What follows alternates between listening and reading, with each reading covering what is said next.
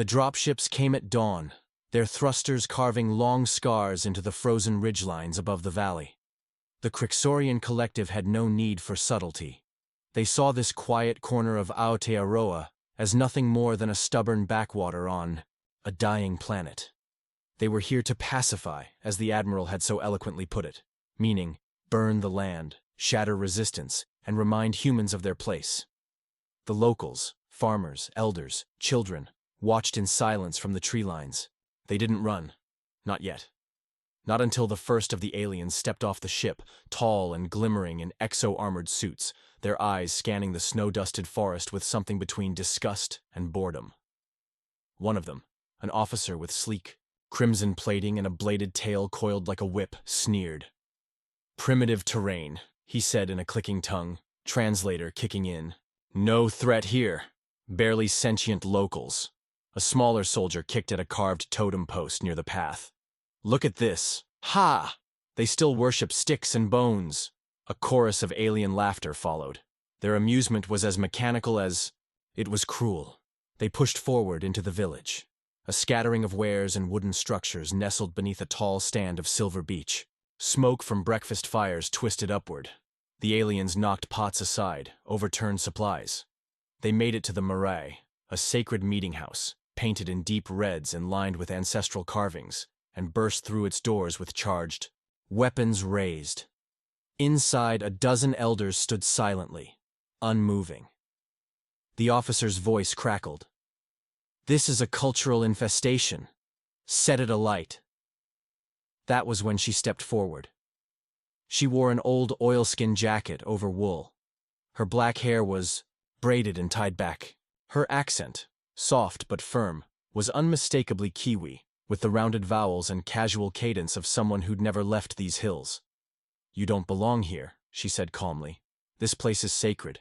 You need to leave." The aliens turned to her, bemused. "And what will you do, little bush rat?" one of them said, scanning her for weapons. Finding none, he snorted. "You're no soldier." The officer stepped close, bending to meet her eyes. "Such a strange voice, so slow, so soft," he hissed. "Do all your people speak like they're half asleep?" She didn't answer. They shoved her aside. A moment later, fire caught in the rafters, screams echoed. Smoke curled like a serpent into the sky. She crawled from the wreckage, coughing, bleeding from a cut above her eyebrow.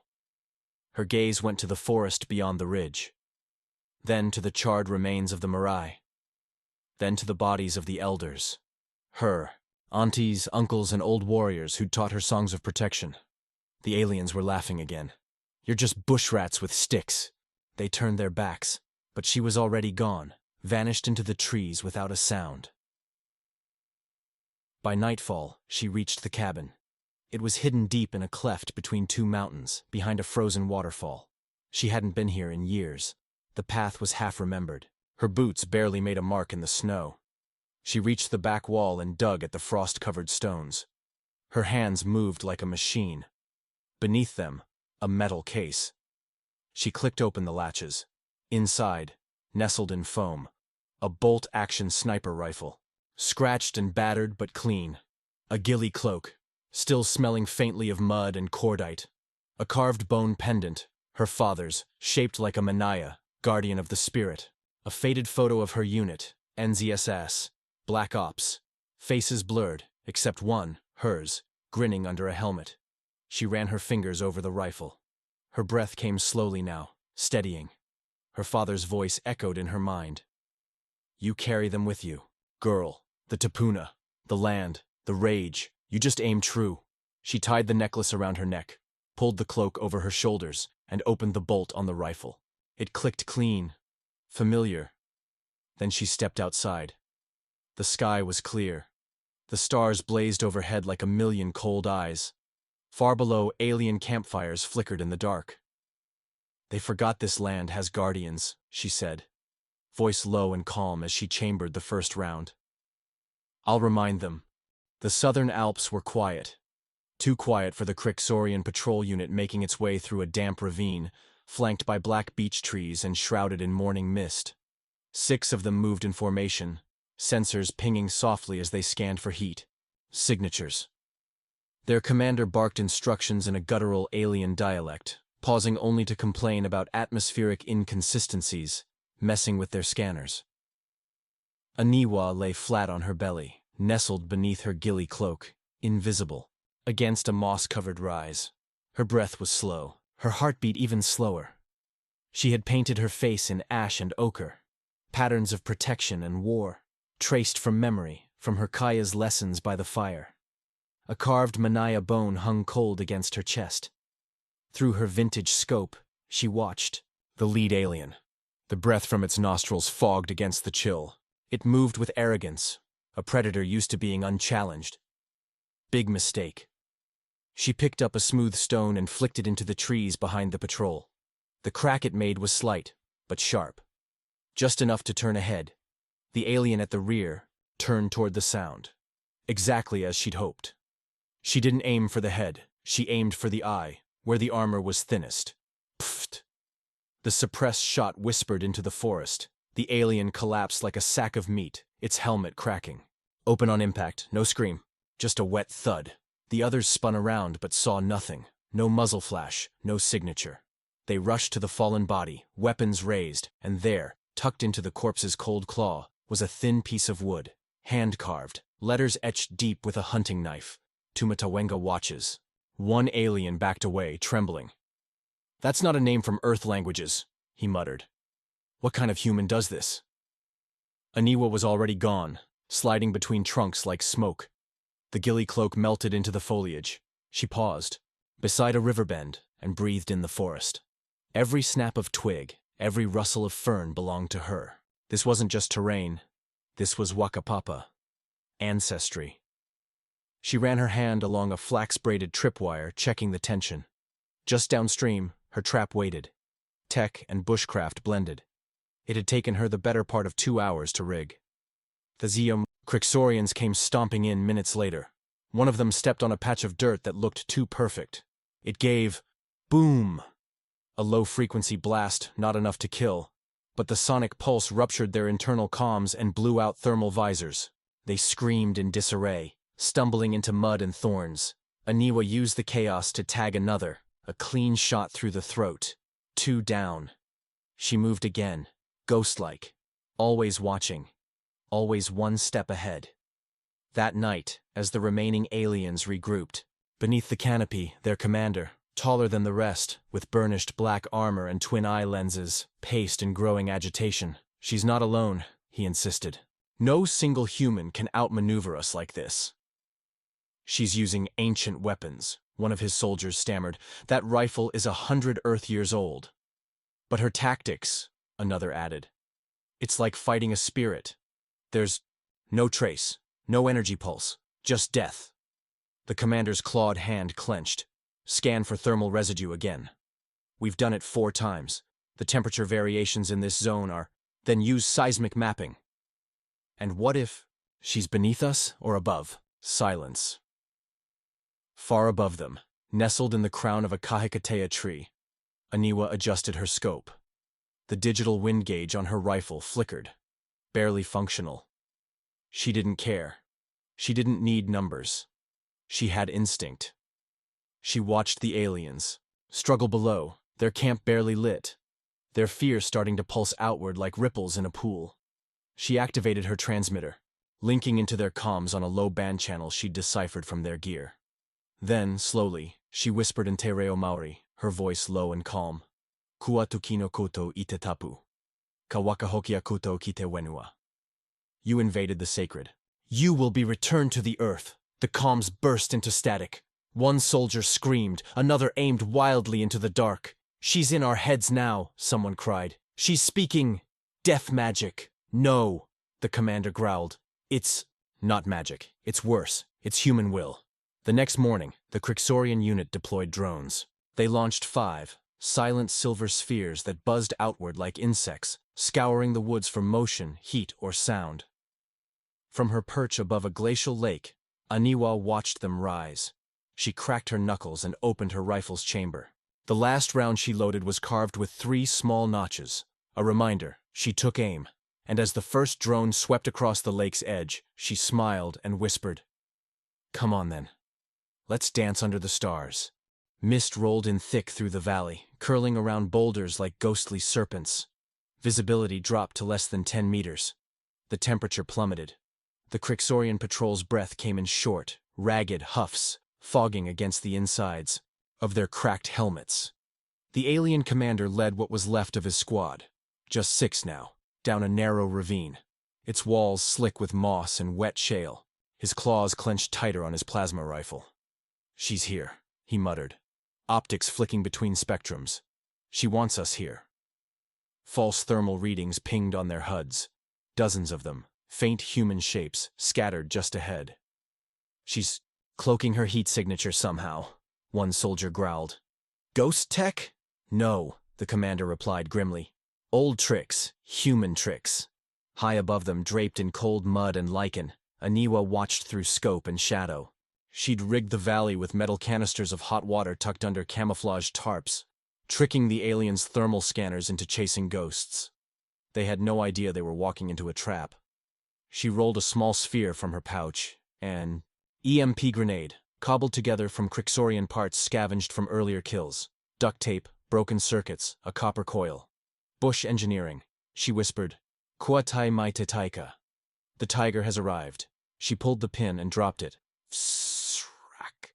The pulse swept through the ravine like a tidal wave, short-circuiting helmets, scrambling targeting reticles, frying comms. Panic exploded below. "They're blind!"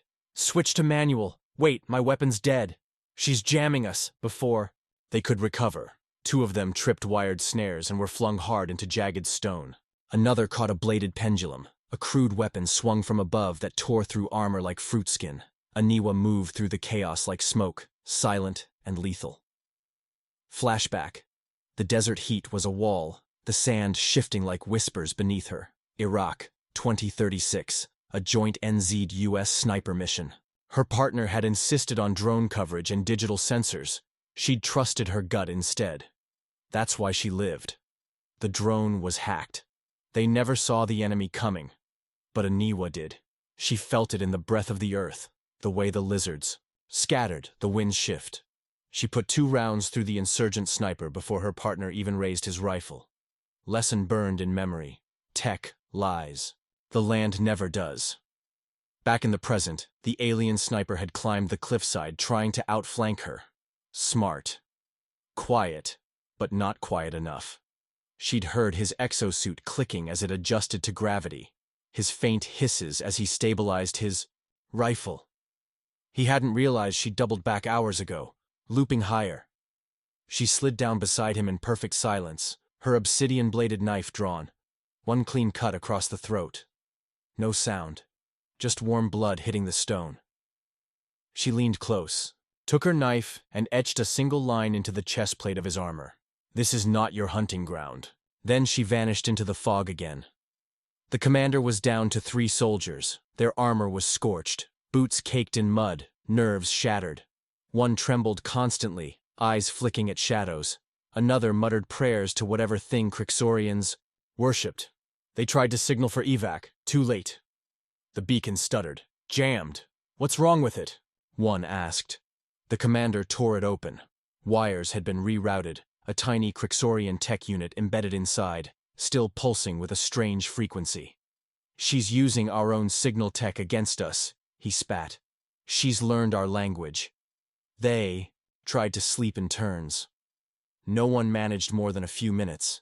Every time they closed their eyes, there was a crack, a rustle, a whisper on the wind. One of them fired into the fog. Nothing.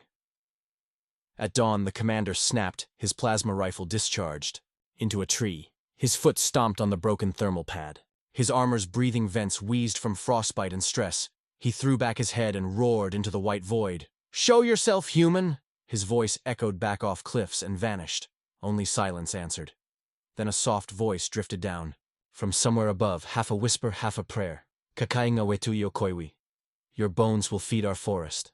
Lightning cracked across the peaks, illuminating the southern Alps in jagged flashes of white. Rain lashed the cliffs, turning stone to ice-slick death traps. At the edge of a crumbling ledge, the Crixorian commander stood alone, armor dented, leg bleeding, rifle sparking with faulty energy. His last 3 soldiers were gone. One had vanished in the night, screaming. The other 2 bled out beside a ruined boulder days ago. Now he faced the storm and waited. Aniwa emerged from the shadows without a word, her rifle cradled at her side, face unreadable beneath streaks of rain and ash. The carved bone necklace swayed against her chest, lit briefly by a flash of lightning. The commander flinched. He raised his weapon, but she didn't raise hers. Not yet. He lowered it slowly, shaking. "You're not just a soldier," he rasped in accented English. "You're a thing, a myth. They'll never believe I saw you." Aniwa studied him in silence.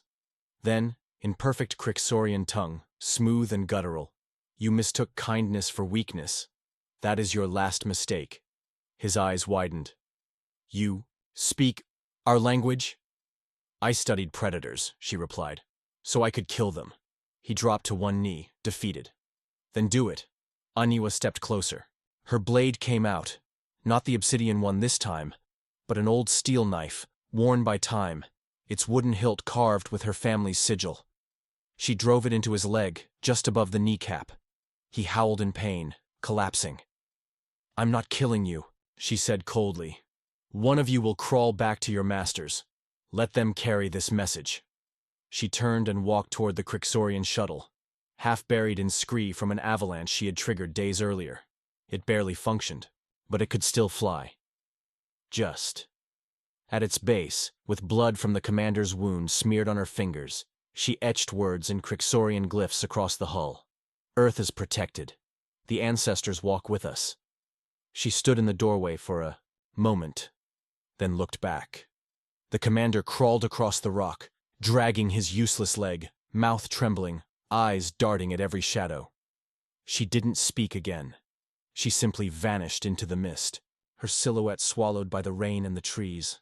Somewhere far away, in another system, a Crixorian council heard the ragged tale of a spirit woman who hunted them through fog and fern, who used the earth itself as her ally, who let one of them live to carry a message written in blood.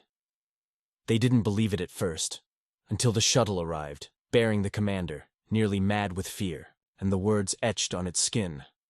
One senator trembled as he read the final line again and again. On Earth, the Wanao in Otago whispered her name around firelight. Children were told never to disrespect the land because Waiho Taniwa watches, the one who became the monster of the forest. Elders sang her haka beneath the stars. Hunters found alien bones wrapped in moss. Tourists swore they saw a figure watching from the ridge, rifle on her back, cloak of leaves, and eyes like stone.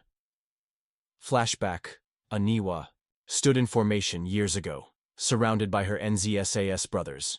The haka thundered from their lungs, raw, powerful, ancestral. Her father stood at the front, scarred and proud, leading them through each line. "Katute ihi ihi, katute wana wana." Let the tremble, let the awe arise. She shouted it now in her mind, as she walked alone through the trees, feet silent, cloak dripping, rifle on her shoulder. She didn't look back. Final line. "You brought war to paradise. Now paradise is your hell."